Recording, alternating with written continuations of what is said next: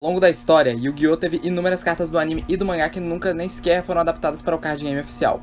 Mas você já parou para pensar quais cartas que são extremamente fortes que, para serem lançadas, teriam que passar ou por uma errata ou deixar mesmo no anime e no mangá e nunca mexer nelas de novo? Pois bem, hoje nessa lista eu vou listar aqui as 5 cartas de compra mais poderosas de Yu-Gi-Oh! Que jamais seriam adaptadas para o card game. Ou até poderiam ser adaptadas, mas teriam que passar por uma completa errata, que deixaria a carta irreconhecível, tipo a carta da Santidade ou uma Card of Demise.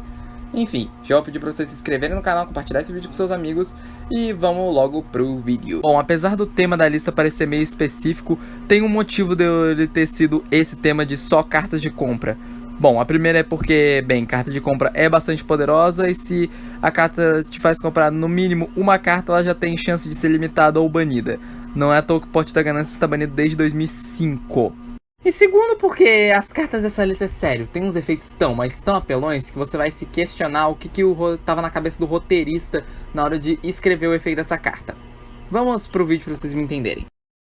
Bom, começando com a mais de boa, se é que eu posso dizer isso, de ser liberada pela Konami, a carta do mangá de GX, Spellbooks from the Pot, ou os livros de feitiço do pote. O Pote da Ganância lá daquele arquétipo Spellbook. Mas enfim. Pois bem, essa carta faz com que ambos os jogadores comprem 3 cartas do baralho.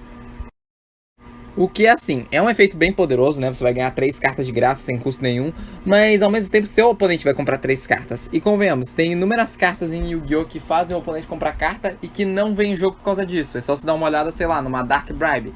Ela nega o efeito de uma Spell ou Trap, mas acaba fazendo o jogador, com o oponente no caso, comprar uma carta. O que faz com que ela não veja tanto jogo assim. Ainda assim é um efeito bem poderoso, comprar 3 cartas de graça, e ainda assim eu não vejo a Konami printando essa carta tão cedo, mesmo com essa restrição de o oponente ganha 3 cartas. Sei lá, talvez um Trickster pudesse abusar desse efeito, porque o oponente vai tomar dano. Ainda assim eu acho que é a mais de boa de adaptar da lista. Próxima das leves, vamos dizer assim, da lista, é a Card of Reversal, usado no anime de Yu-Gi-Oh! GX pelo personagem Hasselberry. Essa carta só pode ser ativada se você não tiver cartas na sua mão e você não controla nenhuma carta, e em seguida você compra uma carta para cada carta virada para cima que seu oponente controla. Bom, essa carta tecnicamente seria uma das mais leves porque, bom, você teria que primeiro ativar ela só no seu terceiro turno, né? Porque você não poderia, tipo, setar todas as cartas da sua mão e ativar ela, né? Porque não pode ter carta no campo, então seria uma carta mais de turno 3, o seu oponente destruiu o seu campo inteiro. E convenhamos, se o oponente tiver muitas cartas no campo, ele com certeza vai ter um negate pra negar a sua carta, ou, sei lá, parar o efeito com alguma trap, talvez. Ainda assim, se você combar com cartas tipo Red Reboot, que é uma carta que tá banida no TCG, mas ainda assim, o pessoal do CG pode usar essa carta, e no Master Duel também você pode usar essa carta pra, sei lá, negar o efeito das armadilhas, ou sei lá, combar com uma Dark Ruler ou Droplet pra negar os efeitos de monstro e ele não poder responder. Ainda assim, eu não vejo essa carta saindo tão facilmente assim. Mas, enfim, você gostaria que essa carta saísse? Deixa aí nos comentários. Pra próxima, vamos para um personagem exclusivo do mangá de Yu-Gi-Oh! 5DS, Sect Ijuin e a sua Hell Gift, ou o presente do inferno. É assustador.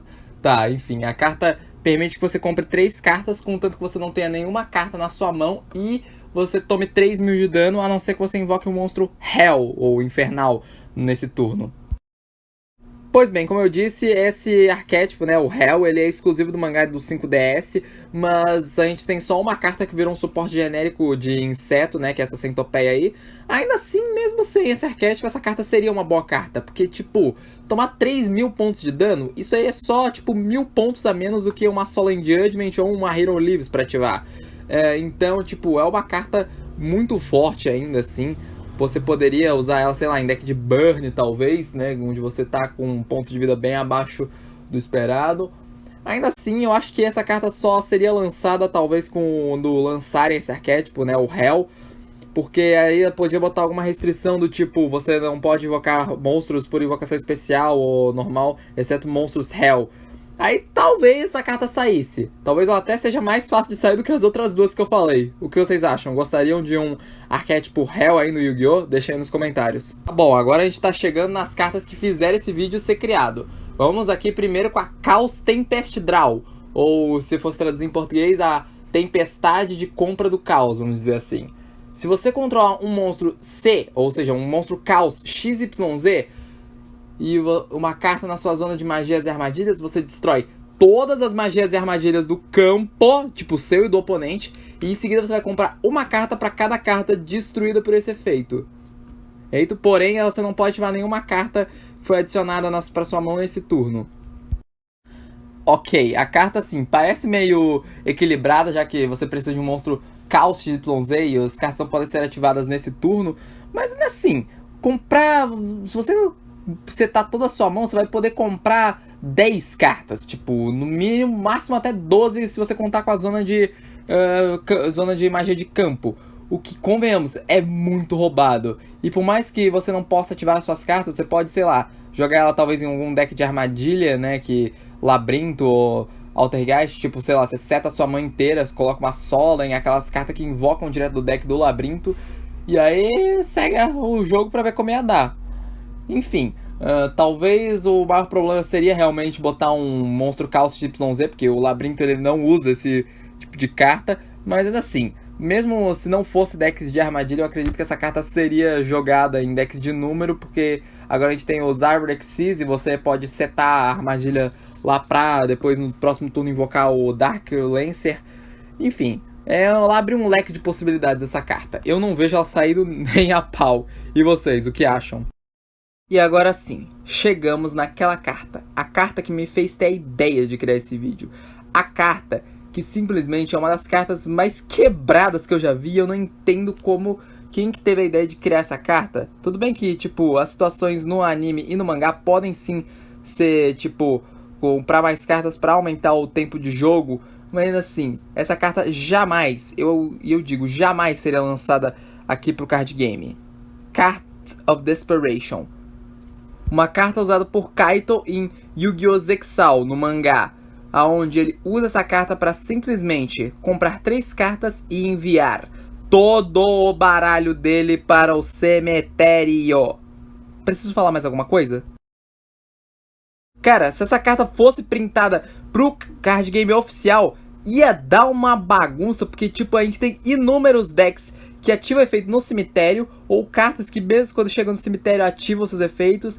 E ainda tem mais uma carta meio quebrada que ele usou pra combar com essa outra carta, que era uma armadilha que eu esqueci o nome agora, mas vai estar aí na tela, que simplesmente é muito quebrado isso. Imagina, a gente acabou de sair de um formato Tier 0, que é o Terra Laments. Imagina essa carta no Terra Laments, gente. Ou num Shadow, ou num Dark World. Se bem que eu acho que o Dark World não ativa, se for do deck pro cemitério. Mas enfim, é simplesmente quebrada. E essa é a carta que eu mais duvido que seja lançada oficialmente pela Konami no jogo físico ou em algum videogame. Enfim. Pois bem, esse foi o vídeo de hoje, gente. Obrigado a todos que assistiram, deram like, se inscreveram, compartilharam o vídeo. Escreva aí se vocês querem que alguma dessas cartas seja lançada, né? Porque pode ter algum cara que queira jogar com essas cartas. Mas enfim, obrigado a todos que assistiram. Até o próximo vídeo, galera. Tchau.